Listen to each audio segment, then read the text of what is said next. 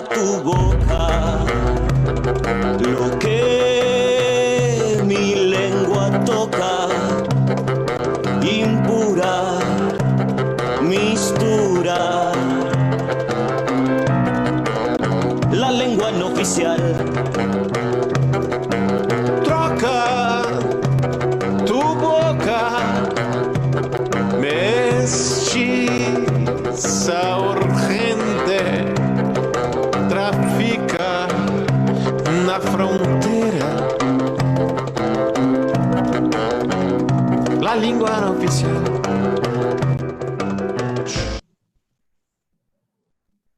Olá, boa noite! Hoje é dia 10 de agosto de 2020. Eu sou Bianca Franco Medeiros e está no ar a nossa terceira live da Brincada Bimultilingüe.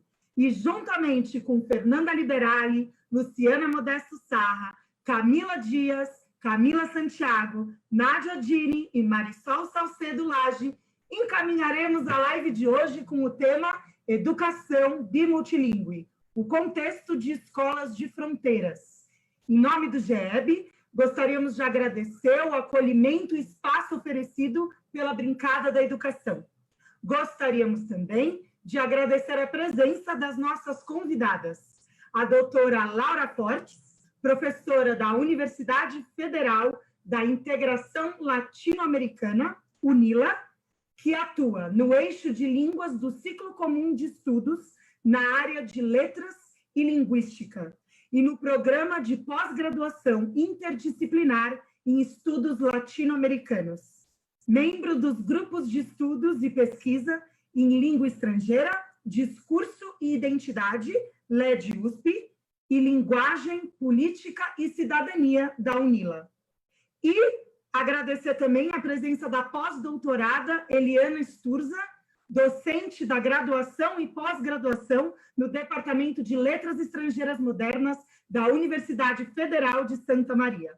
Também coordenadora do programa de pós-graduação em letras da UFSM, do Núcleo Disciplinar de Ensino de Espanhol e Português como Línguas Segundas e Estrangeiras, da Associação das Universidades do Grupo de Montevidéu e do Laboratório Entre Línguas.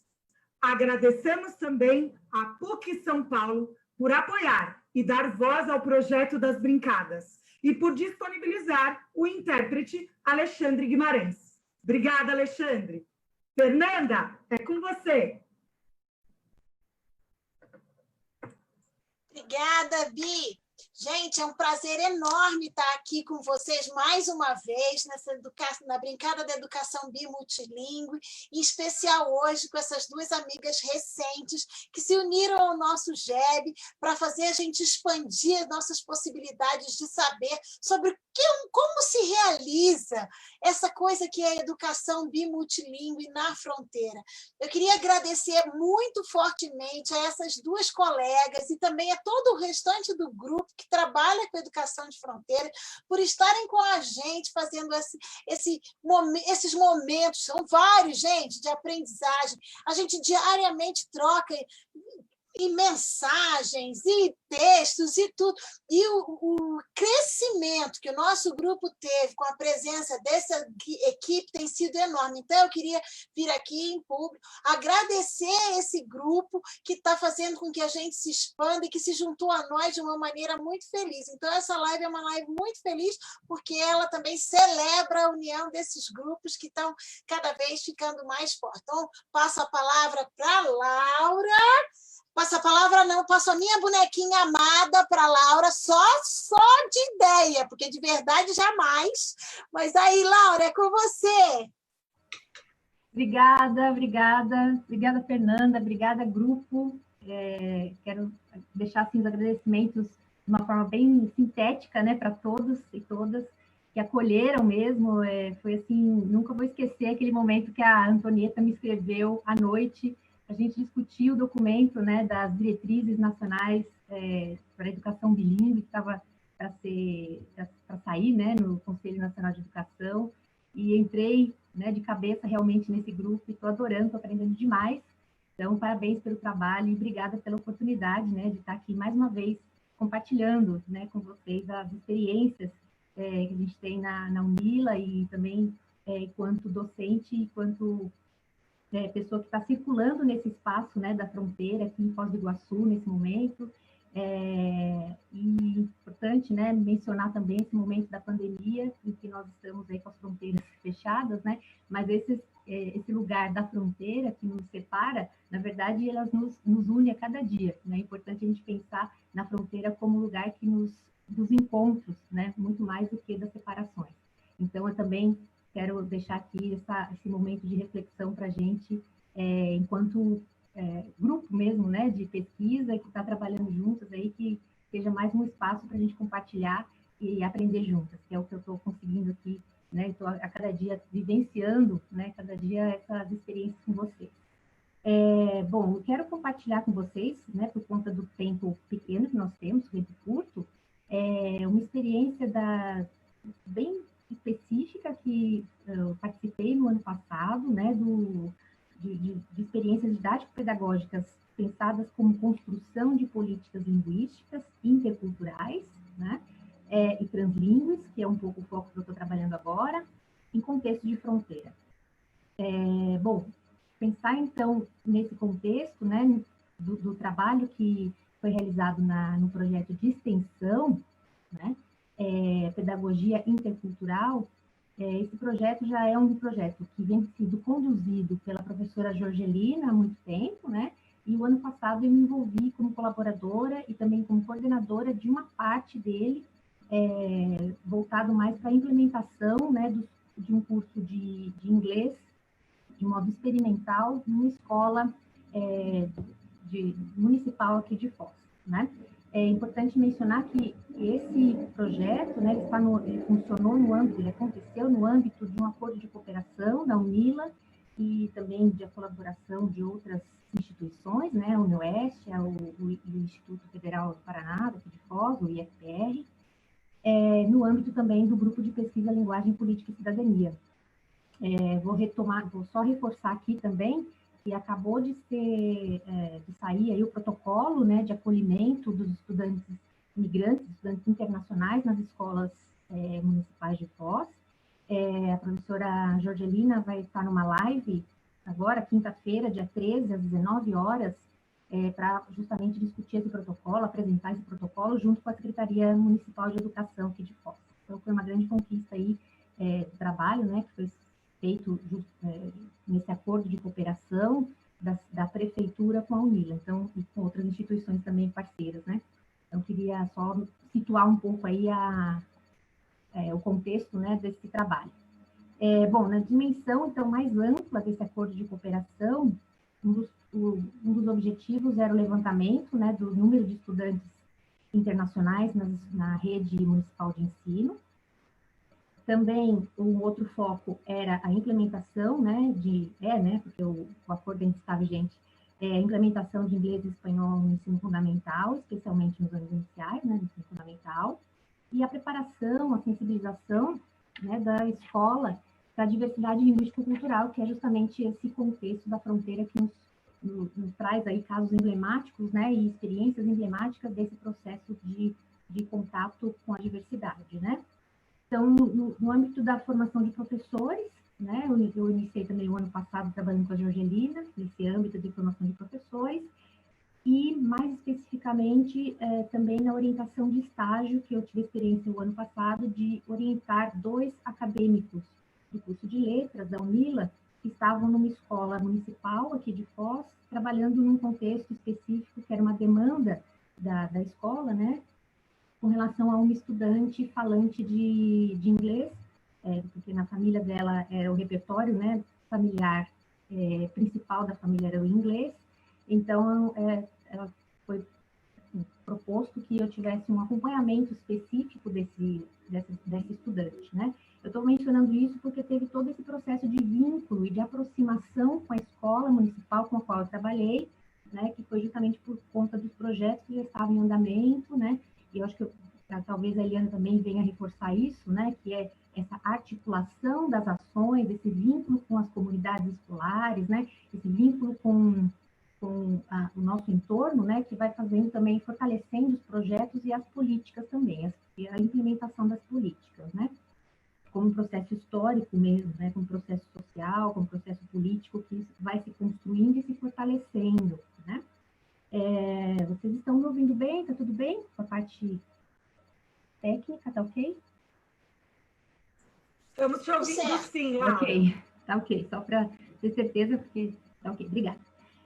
Bom, então, dentro, né, pensando nesse contexto do projeto Pedagogia Intercultural, né, projeto de extensão, eu fiz a coordenação, então, desse bracinho que foi o curso de inglês nessa escola municipal com a qual eu já estava trabalhando, né, o professor Matias Blanco trabalhou também faz parte do projeto e do grupo de pesquisa, né, ele trabalhou com implementação do espanhol na outra escola, né, é importante situar também por que eu trabalhei com inglês, porque a minha formação acadêmica toda a minha vida de atuação, né, profissional e acadêmica sempre foi voltada para o inglês, então assumi, né, essa parte do curso de inglês, e a gente constituiu, então, uma equipe multidisciplinar, multicolaborativa, transdisciplinar, interdisciplinar, né, para pensar junto aí com as outras instituições e com outros professores, professoras, acadêmicos e acadêmicas, né, dos cursos de letras, principalmente da UniOeste, que participaram bastante nesse processo,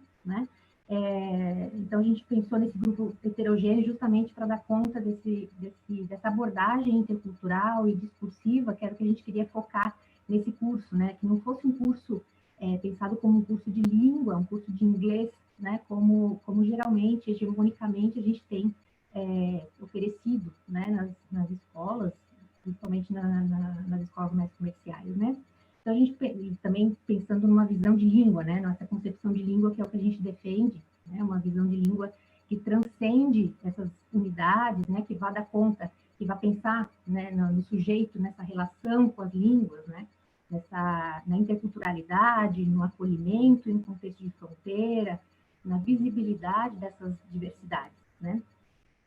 Então, foi pensado também nesse processo, né? Junto com o grupo, nos planejamentos dessas aulas, a ação, né, como uma ação indutora também de políticas linguísticas e educacionais nesse contexto, né, ou seja, essa oferta experimental dos cursos de inglês e de espanhol, elas estavam muito voltadas justamente para esse contexto de diversidade linguístico-cultural que os estudantes vivenciam nas suas experiências, né, nas suas vivências em sala de aula e fora de sala de aula, né, com as suas famílias, com as suas comunidades. Bom, e o recorte específico, então, que eu gostaria de compartilhar aqui, né, dentro de todo esse processo de planejamento, foi a participação específica de duas acadêmicas indígenas, ticuna, que estavam da UNILA, né, que são uma do curso de antropologia da UNILA e a outra do curso de ciências econômicas.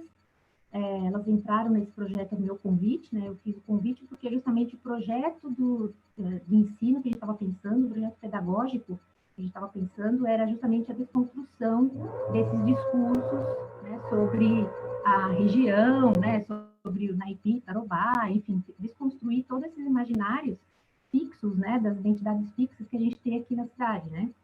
Então, a gente justamente convidou as estudantes indígenas para fazer parte desse processo, né, e protagonizar esse momento com os estudantes, esse momento de discussão com os estudantes, no caso foi quinto ano, né, no quinto ano, uma turma específica do quinto ano, os estudantes estavam participando dessa ação, né, desse curso piloto de inglês.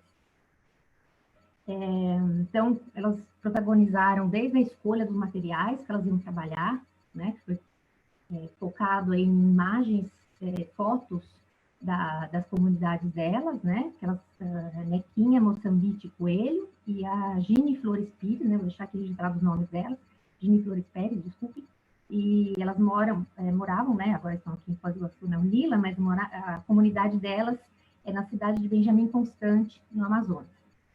E elas trouxeram, então, elas fizeram a seleção de fotos da comunidade delas, né, trouxeram aí as fotos, e também os temas de discussão que elas queriam trazer, trabalhar com os estudantes, né, nessa perspectiva intercultural, e justamente pensar essa região de fronteira também, né, essas fronteiras que muitas vezes nos separam, ou seja, a fronteira de pensar que o indígena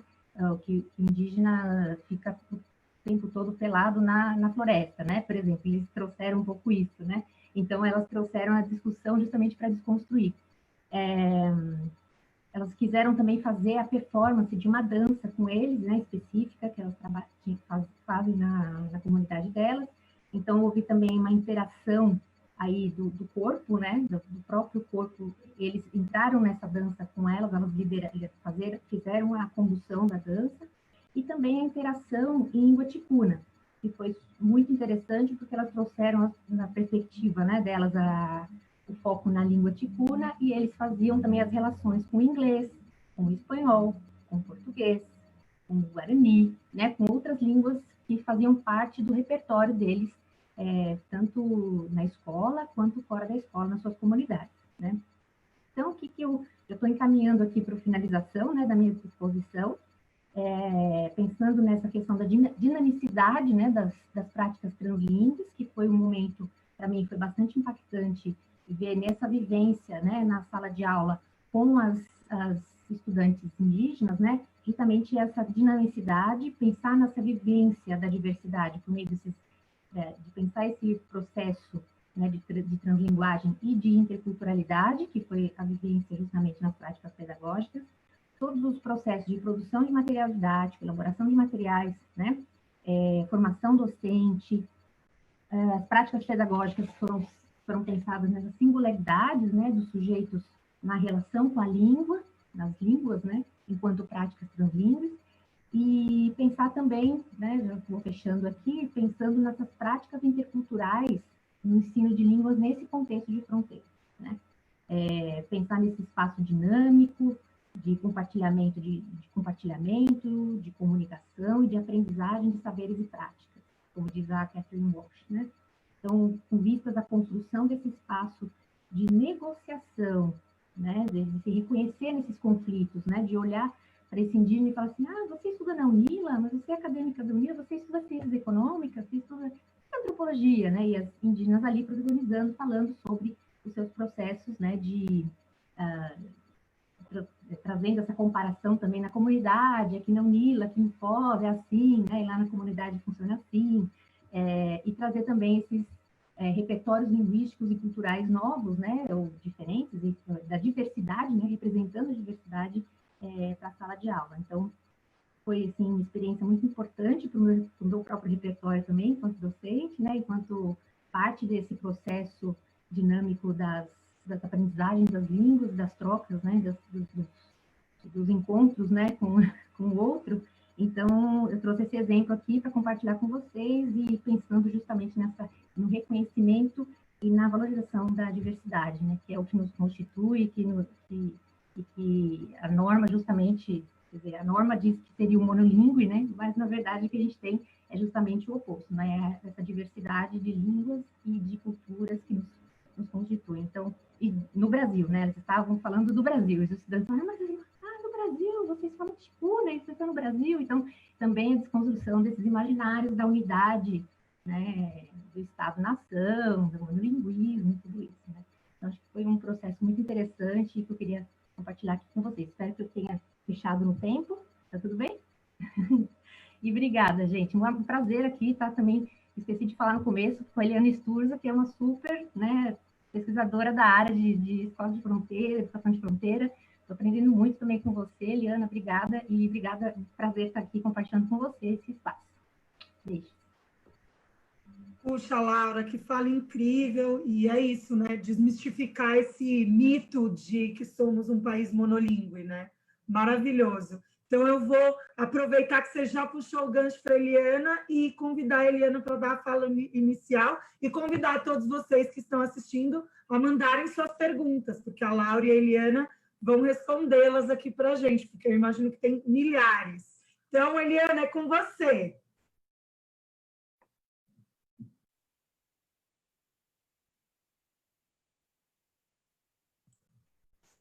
Eliana, eu vou pedir para você abrir seu microfone está fechado. Desculpe, gente, eu fecho por causa do barulho, tá? Maravilha, estamos te No meu caso, eu tiro o vídeo, né? Enquanto ela fala, né? Ou fico? Tiro o vídeo? Tá bom. Bom, quero agradecer ao grupo, né, do Brincada, a vocês que eu estou conhecendo todas por aqui, né? Hoje olhando, vendo todas, mas a gente já se fala pelo grupo, né? Agradecer a Laura que fez a minha ponte com o grupo em razão do documento, né? O documento que a gente colaborou, né? Ainda que tivesse sido uma colaboração muito pequena, por outro lado, foi muito importante, foi muito grande, né? O ganho que a gente teve de se encontrar com esse grupo, né? E começar a discutir questões relativas ao bilinguismo e ao multilingüe, sobretudo a educação bilíngue e multilingüe, né? E o interessante é que quando a minha experiência vem de uma discussão muito grande, né? Durante o período que a gente teve o projeto das escolas de fronteira funcionando, principalmente no primeiro período, porque eu entrei em 2005 no projeto, quando era um projeto, né, chamava Projeto das Escolas Bilíngues Interculturais de Fronteira, elas tinham a palavra bilíngue, inclusive, no nome, né, e tinham esse enfoque, tinha um enfoque grande na questão do bilinguismo, e uma das discussões que se fazia muito no grupo era justamente qual o conceito de bilinguismo, o que a gente entendia por bilinguismo, né? Numa situação completamente diferente daquela que é de uma escola bilíngue, por exemplo, bilíngue inglês-português, né? Essas escolas mais internacionais, ou mesmo escolas onde hoje há escolas também bilíngues português e espanhol, mas era tudo muito novo para a gente pensar no contexto da fronteira, né? O que era essa questão da fronteira? Então, eu acho que, começando pela questão do projeto, né? O projeto iniciou com essa grande questão que era qual era o conceito de bilinguismo que a gente estava manejando, né, naquela situação de contexto de fronteira em que a ideia era primeiro, né, um objetivo de integração via o sistema escolar, né, e como ia se dar essa ampliação do português e do espanhol em ambos lados da fronteira, né? E aí eu estou falando só de das duas línguas oficiais e grandes línguas nacionais, né, na América do Sul. E isso trouxe para a gente primeiro, o que a gente pensava como deveria ser esse bilinguismo, né? Com que perspectiva a gente estava olhando o bilinguismo, e de que ele não seria, evidentemente, ele era um objetivo, mas ele não era algo para ser avaliado e medido, né?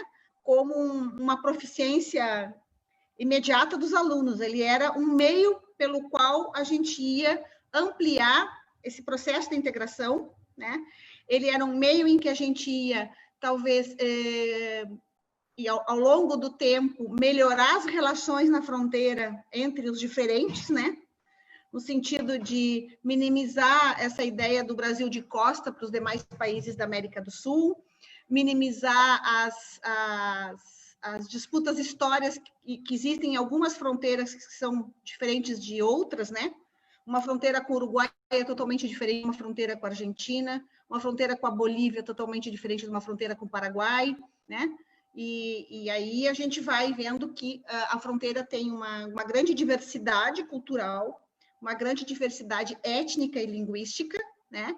E uma grande complexidade, porque a complexidade é uma complexidade de mundo, né? O mundo da fronteira é outro lugar, é um mundo à parte, é longe das decisões do centro e, ao mesmo tempo, é um centro, né? Um centro que se constrói na sua relação com o interior, para dentro, né? Para o nacional, e, ao mesmo tempo, está olhando para o internacional, né? Está olhando para o exterior, né? Então, a fronteira é um lugar de confluência, nem sempre pacífica, né? Nem sempre de modo harmonioso, mas sempre um lugar que eu acho que tem uma questão política muito forte que a gente precisa pensar, né? Que era o que o projeto se debruçava, ou seja, qual é o espaço que a gente tem, qual é o aparelho do Estado onde a gente pode construir uma relação mais harmoniosa, mais amistosa e mais integradora, se não é o sistema escolar, né? O sistema público, né? Esse sistema em que a escola pode pega uma criança que está numa pré-escola, né? E aí eu vou usar um exemplo bem concreto, por exemplo, num município de fronteira com a Argentina, no Rio Grande do Sul, com a fronteira da província de Corrientes, né, a cidade de Itaqui com a cidade de Alvear ou La Cruz, né? Um exemplo, por exemplo, na escola brasileira, né?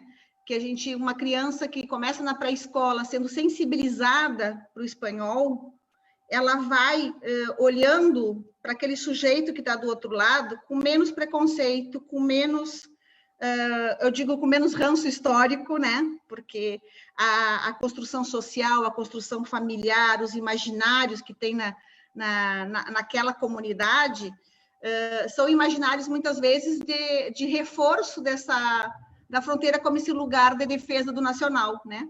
E isso não é algo que é só pelo simbolismo das bandeiras ou de haver uma aduana ou de haver um controle fiscal, um controle aduaneiro. Isso tem a ver também com a cultura familiar, com a cultura da comunidade, de como a comunidade vai reforçando certos preconceitos construídos historicamente e que vão passando para as gerações, né? Como a gente trabalhar com isso, né? O que aconteceu quando a gente começou as escolas de fronteira, que eram nos anos iniciais, né? Era começar paulatinamente desde os anos iniciais, para que exatamente quando chegasse ao final do ciclo da educação fundamental, em que, por exemplo, no caso brasileiro, quando o espanhol começa a ser disciplina, esse espanhol já tivesse naturalizado na escola, né? Já fosse algo familiar, tão familiar que não preciso aprender espanhol porque é língua do outro lado, ou é língua que eu já sei alguma coisa, né? Naturaliza como algo do seu espaço fronteiriço, né? Então, em alguns lugares, isso dependeu muito, né, de uma questão que, para mim, é bastante importante da experiência das escolas de fronteira, né, que foi e aí eu estou entrando bem nos exemplos mesmo já da escola de fronteira, quando ela era programa bilíngue projeto das escolas bilíngues interculturais de fronteira, e quando ela passou a ser um programa de educação intercultural de fronteira. Em qualquer deles, tanto no projeto como no programa, eu acho que o resultado maior foi aumentar essa sensibilização para as línguas, né? Como identificar que tem mais línguas, que eu tenho um repertório em que essa língua já está dentro, né? Na fronteira é muito comum a gente ter uma quantidade de léxicos, né, de nomeações, de nome de lugares, de nome de estabelecimento comercial, de manifestações culturais em que o espanhol já está dentro do português, né? Já está ali circulando. Às vezes é uma questão de identificação, é uma questão de reconhecimento, né? E isso fez com que a gente compreendesse depois, passado 10 anos do programa, como o programa, na verdade, ajudou a sensibilizar para o aprendizado do espanhol do lado brasileiro. Como foi a própria gestão da escola, foi se convencendo de que era importante colocar o espanhol desde a pré-escola, né? Era importante ter espanhol nos outros espaços, era importante ter espanhol da pré-escola ao 9º ano, né? Sobretudo quando o projeto, nas escolas que a gente teve experiência, que são escolas de município, né? Em que o município está ali mais perto, que tem uma vontade política de realizar essa integração, que se dispõe a colocar pessoas professores que têm conhecimento de espanhol, são professores de espanhol, para trabalhar em todos os anos do ensino fundamental. Então, eu acho que, assim, para mim, o resultado melhor foi nessa perspectiva. Não sei dizer para vocês, do outro lado, da Argentina, do Uruguai, quanto o português foi ampliado na sua circulação e nos espaços onde ele passou a fazer parte, né? No Uruguai, mais ou menos, imagino que sim, porque a gente já tem um português no Uruguai, né? Então, isso reforça a circulação do português. Na Argentina, dependendo da fronteira, eu acho que sim, né? Porque as próprias escolas argentinas passaram a destinar professores de português para trabalhar com pré-escola, para trabalhar com os anos iniciais, para ampliar esse contato com o português na educação formal. Tá? Então, eu acho assim, o que eu posso dizer para vocês? Que é lamentável que uma política como a prevista nas escolas de fronteira tenha se perdido, né? Porque, de fato, ela fazia parte de um projeto político de integração na América Latina, né? Fazia parte de um gesto de diminuir a relação com o nacional e aumentar a relação com o transnacional, né? E isso se fazia a partir do lugar da fronteira, que é o lugar dos encontros, né? Dos encontros das línguas, das culturas, desses sujeitos que estão ali vivendo essa vida da fronteira e que são os que têm mais contato com essas línguas, né? Que tem uma vida, eu sempre digo que a vida na fronteira, existe uma sociologia da fronteira, né? Que determina muito essas relações. E para terminar, eu acho que o que a Anna Cambilong fala, que eu acho que é esse habitar e viver na fronteira é algo que tem muitas peculiaridades, tem muitos aspectos que se diferem dos outros lugares do jornal e que são ricos, né, para a gente pensar em projetos que ampliem esse bilinguismo, né, no sentido de ampliar o repertório. E dizer que não é só bilinguismo, né, porque a gente vai ter aí uma quantidade de outras línguas circulando, né. A gente tem, por exemplo, o Guarani com o Paraguai, tem as línguas indígenas com a Bolívia, né, o Quechua, o Aymara, ou outras línguas. A gente, por exemplo, na fronteira, parte da Argentina e parte do Paraguai e o Guarani, mas na fronteira com o Uruguai e com a Argentina, a gente tem muito árabe, né? A gente tem do outro lado da Argentina muitas famílias teuto-brasileiras de origem germânica que cruzaram por necessidade econômica, né, para trabalhar e viver do outro lado, e continuam falando português, ou continuam falando uma mescla de línguas, mas o português está lá circulando, né? Então, essa dinâmica da fronteira, ela determina esse lugar das línguas e das culturas e como esses sujeitos se relacionam. Tá? É isso, gente. Gostaria de falar muito mais, mas o tempo é curto. Obrigada.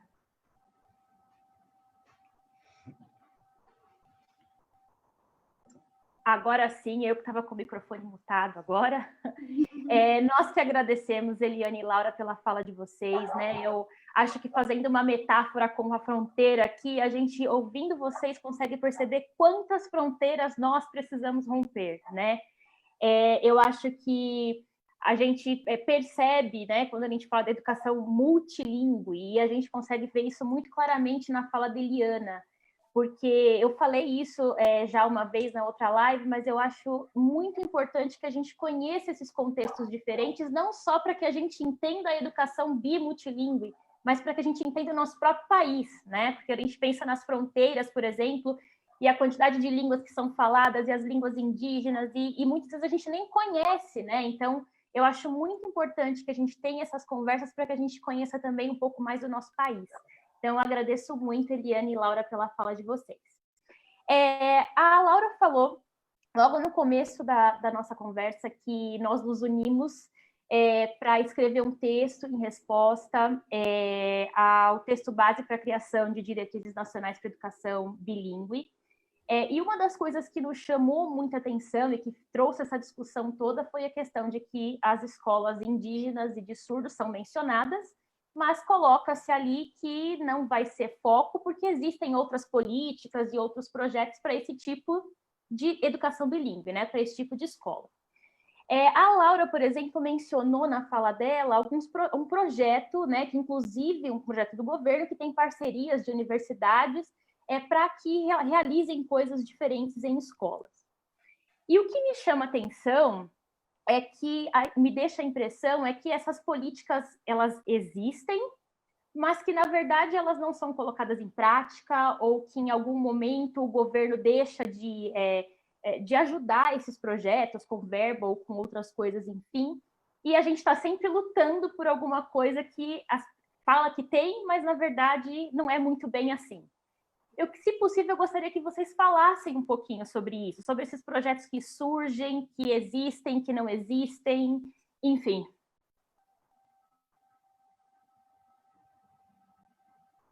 Não sei se a Eliana ou a Laura gostariam de comentar primeiro. Eliana, pode Laura, comentar? Eliana, pode começar? Você pode comentar, Eliana, porque eu estava falando especificamente do PAFE, né? Eu acho que isso é bem um exemplo muito preciso de uma política que acabou sendo enfraquecida, né? Acho que é importante, talvez. Bom, assim, eu acho, sempre, o caso especificamente das escolas de fronteira, no projeto das escolas interculturais de fronteira, vem num momento, vejam como tem uma coincidência, né? A gente tem o impeachment da presidente Dilma e a gente tem a revogação da lei de obrigatoriedade do ensino de espanhol, né? Logo que o Temer entra, né? Então, tudo isso não é algo aleatório e nem simplesmente não tem recurso e vamos terminar. Muito mais do que falta de recurso, é um gesto político, geopolítico importante, né?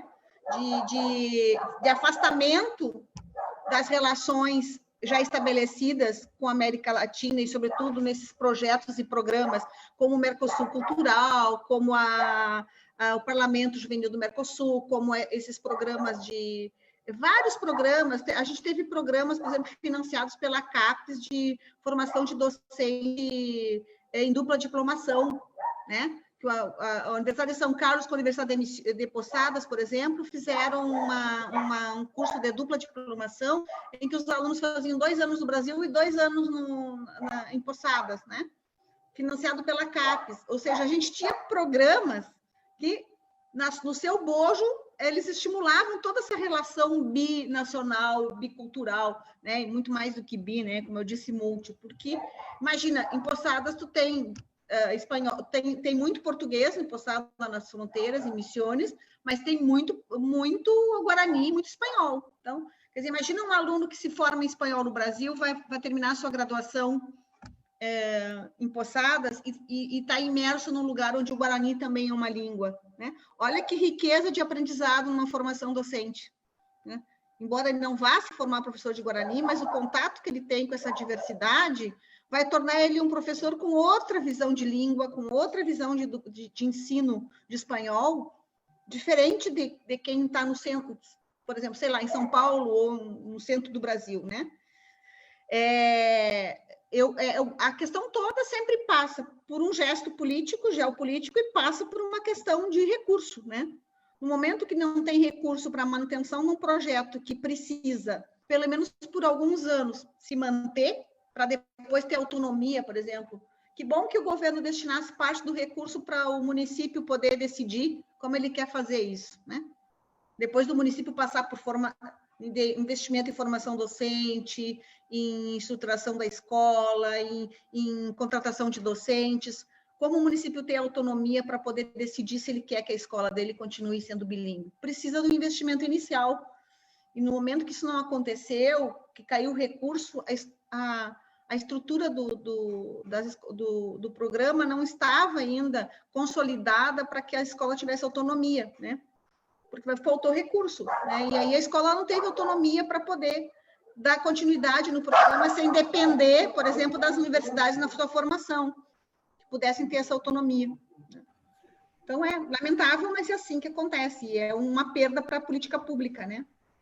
E sempre uma política educativa é também uma política linguística, nesse sentido. Só para complementar que eu lembrei agora, Eliana, você comentando, eu lembrei da saída recente também do Brasil do Mercosul Educacional, né? E também foi vários projetos, eu participei de um projeto específico junto com o Mercosul Educacional, com outros países e tudo, isso você sente, né? Justamente, a gente estava na preparação para fazer todas as articulações do projeto, né? Que seriam viabilizadas não só por recursos, mas justamente por uma questão de ações, né, que são viabilizadas pelas embaixadas, né, pelos atores, pelos, né, agentes políticos que estão, né, tanto nos municípios quanto nos países que estão participando. Então, assim, como você menciona, né, são ações que vão depender uma da outra, né? Porque acaba ficando só na responsabilidade da escola, ou só na autonomia da escola, que não tem pernas, né, para fazer tanto, às vezes politicamente até tem, ou tem a vontade ali de fazer a ação, mas não consegue justamente porque não tem o apoio, né, do político e geopolítico necessário. Então, realmente lamentável. Em lugar da gente ampliar a nossa relação com a América Latina e ampliar as possibilidades de trabalho em conjunto, né, de projetos em conjunto, de uma série de políticas conjuntas, fez o contrário, foi se desmontando, e a gente vive hoje um país fechado, né, uma política nacionalista de defesa do nacional, e não está nem aí para isso, né? Isso foi se desmontando de uma maneira que a fronteira voltou a ser o lugar da defesa do nacional e de fincar lá uma guarda militar e a gente controla a entrada e saída de pessoas, infelizmente. Ok, Eliana e Laura, muito obrigada. Agora eu vou chamar a Nádia para fazer uma perguntinha para vocês. Tudo bem? Estou aqui aprendendo muito também com vocês, esse mundo diferente de fronteira, né? Eu lembro quando eu estive em Foz e vi a fronteira marcada, né? Normalmente as fronteiras têm essa barreira natural, né, de rios, e o rio, né, ele tem toda essa dinâmica, né, que vocês têm trazido aí nas falas. A gente está tentando casar algumas perguntas que surgiram, né, com alguns interesses específicos sobre o contexto, né, e como esse contexto se diferencia de outros, mesmo com línguas em comum, por exemplo, no caso do espanhol, né, que a gente tem falado o português e o espanhol, mas a gente já ouviu aí também na fala da Eliana a questão de outras línguas que estão presentes nessas comunidades também, mesmo a Laura trouxe também a questão dessas alunas universitárias ticunas. Então, assim, qual a relação, né, e qual a diferença, talvez uma pergunta mais específica, desse contexto de fronteira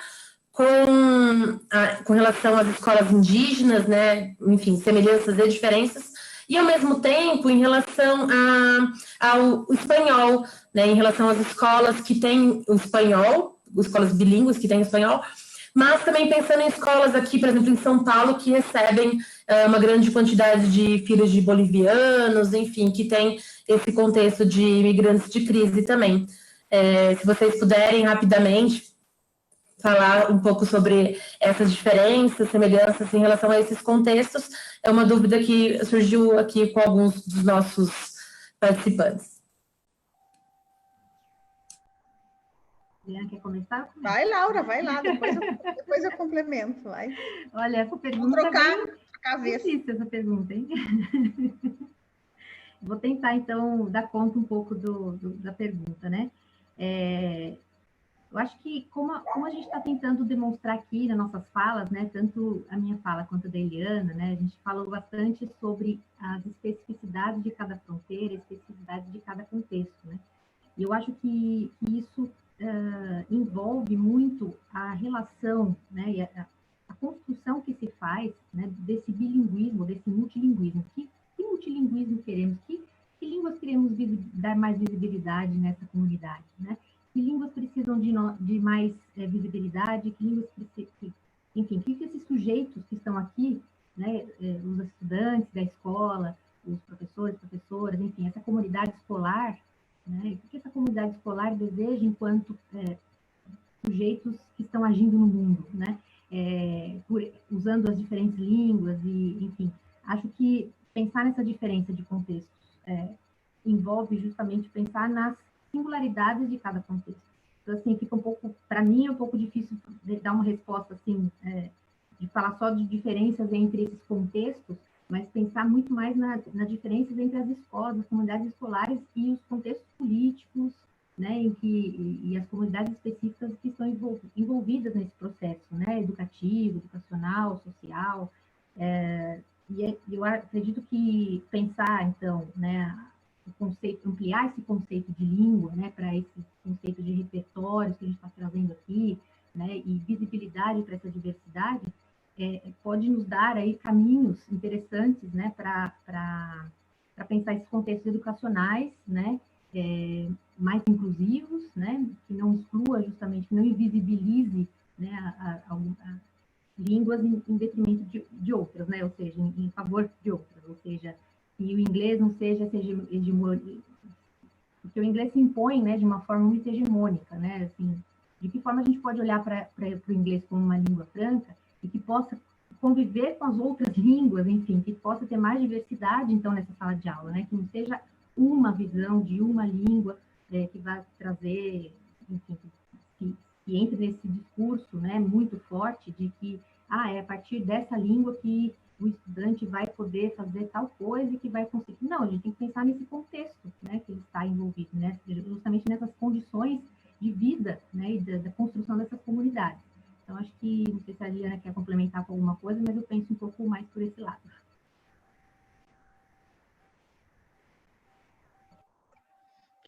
Não sei, comenta alguma coisa? Eu acho que a gente tem mais uma perguntinha, que daí eu acho que dá para a Marisol fazer, e aí, se você tiver alguma coisa para complementar, já complementa e emenda na resposta, pode ser? Olá, Marisol, com você agora. Obrigada, Eliane e Laura, acho que é um momento tão importante para a gente refletir e ver os outros contextos que às vezes estão longe aqui da gente, né? Enfim, eu vou falar de língua e pegar um pouco da fala da Eliana, quando ela coloca que bom seria se o espanhol já fizesse parte, né? Então, a minha questão é com o espanhol. A maioria dos países fronteiriços com o Brasil tem a língua indígena, mas o espanhol muito forte. Segundo o Instituto Cervantes, são 400 milhões de falantes de espanhol. Ele só perde para o mandarim, é a segunda língua mais falada. No entanto, as políticas públicas aqui no Brasil não dão o valor merecido. A minha pergunta é, isso tem impacto na educação na fronteira? É que o espanhol, assim, historicamente, o espanhol sempre acompanhou o movimento político do Brasil em relação à América do Sul, né? Ele entrava no topo entrava na oferta no sistema escolar, depois saía da oferta, depois entrava na oferta. Se a gente fizer um vai e vem, que depende muito desses movimentos, né? De como o Brasil se via em relação ao resto dos países da América Latina. E aí o espanhol, em alguns momentos, fez parte da grade curricular, em alguns momentos ele foi valorizado, em outros ele foi sendo, como aconteceu no governo Temer, que eu comentei, né? Já veio a revogar a lei e aí desconstruir tudo que estava sendo construído até o momento, né? Olha os anos de investimento em formação docente, em elaboração de material, em autonomia da pesquisa sobre ensino de espanhol no Brasil, né? Sobre a produção de material didático que a gente começou a fazer, né? Porque a gente só importava antes da Espanha, como que a gente começou a ter essa autonomia toda e como foi crescendo a comunidade de professores de espanhol no Brasil, tanto na pesquisa, tanto na formação de professores, como para a pesquisa de formação de docente nas universidades, os grupos que foram se formando, e isso, de repente, parece que passa a ser pouco não digo pouco valorizado, mas vai criando uma relação de invisibilidade para os professores de espanhol, porque não há um mercado de trabalho. Como dizer para um aluno que espanhol importa, que espanhol é importante, que tem um valor de aprender, se ele sai dali e não tem um concurso para professor, né? Ele não tem a disciplina na grade curricular da escola em que ele vislumbre um trabalho, né? Um trabalho docente. Então, tudo isso entra, para mim, dentro desse movimento, né? E a gente teve, por anos, eu acho que depende, a gente não pode falar em ensino de línguas no Brasil, especialmente do espanhol, sem falar de uma questão de política, de geopolítica e de política linguística, né? De como, ao longo dos anos, a gente foi deixando o espanhol de escanteio, né? E quando a gente quis retomar, quando a gente começou a ter uma certa visibilidade, uma certa poder de palavra para discutir o ensino de espanhol no Brasil, docentes brasileiros discutindo como se ensina espanhol no Brasil, né? A gente teve a saída do espanhol de novo da grade curricular, né?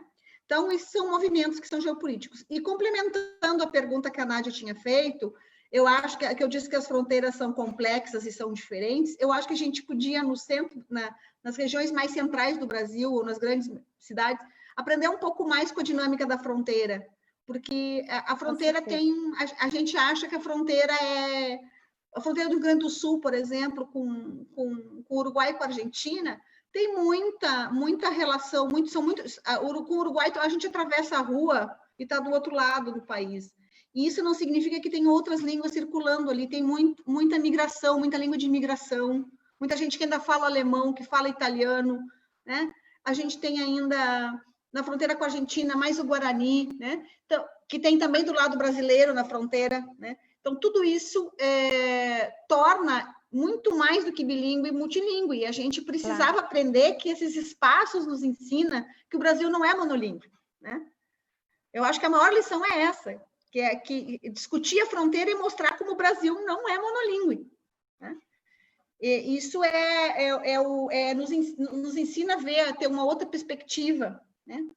Inclusive para trabalhar com a questão que a pessoa fez aqui sobre os alunos bolivianos, né? De que o Brasil não está preparado para acolher estrangeiro, uma criança na escola, porque a gente ensina português como língua materna e primeira língua. A gente não ensina como segunda língua, a gente não tem uma perspectiva de ensino que não seja materna, porque na nossa cabeça o português é só o português que existe no Brasil, né? Esse imaginário do monolinguismo, ele acaba tendo agora resultados com uma realidade que se impõe, né? Num mundo que é globalizado, num mundo que é em movimento, um mundo que se desloca, né? E que a gente não vive isolado, né? A gente tem uma comunidade imensa de outros imigrantes no Brasil, de refugiados, e a gente não está preparado para essas crianças serem recebidas na escola, porque o português que é ensinado é na perspectiva da língua materna, né? Então, o que se faz, né? Primeira coisa é pensar como é que nós vamos trabalhar com a formação dos nossos professores, né? Olhar isso de uma outra perspectiva. Eu não sei se eu te respondi, Marisol, não sei se... Respondeu sim, com uma área assim tão grande de fronteiras, né? A gente tem uma riqueza cultural e linguística muito grande, né? E como você falou, se a gente tivesse esse olhar tão pluri, a gente talvez estaria mais preparado para receber migrantes de crise, alunos na escola. Laura, você quer complementar? Não, acho que a Eliana falou lindamente aí sobre as questões. E eu acho que se a gente tivesse esse olhar plurilíngue, a gente seria menos resistente a aprender línguas estrangeiras. Com certeza. A gente não falaria, a gente aprenderia inglês com muito mais facilidade, né? Não ia ter essa dificuldade. Gente, muito obrigada. Vou passar para a Lu agora. Lu, é com você. Peguei aqui, obrigada. Gente, muito bom, excelentes contribuições, muito bacana a gente ampliar, né, os nossos olhares e tendo conhecimento desses novos espaços, desses contextos tão plurilingües de verdade que a gente tem na nossa educação, né?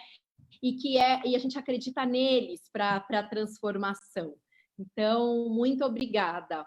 E lembrando que na próxima semana a gente tem live com o pessoal da Brincada da Educação para falar sobre o tema do livro. A gente também tem a Brincada do Brincar, a Brincada de Apoio, a Brincada dos Gestores Educacionais, que também está aqui com a gente fazendo lives, né, às segundas-feiras, e a Brincada do Ouvir.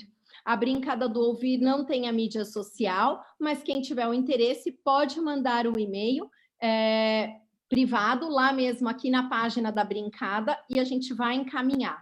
A Brincada, importante lembrar que a Brincada do Apoio já bateu mais de 1.000 famílias, o apoio com mais de 1.000 famílias. Então, continuem contribuindo, porque isso faz diferença. É isso, muito obrigada a todos.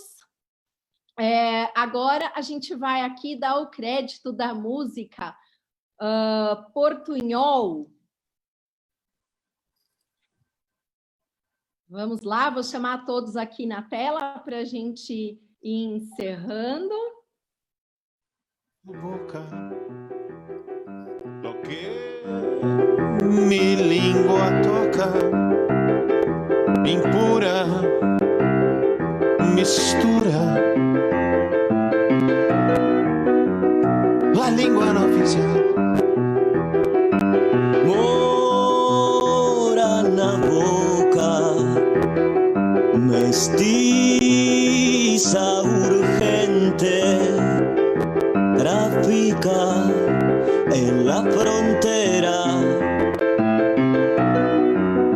La lengua no oficial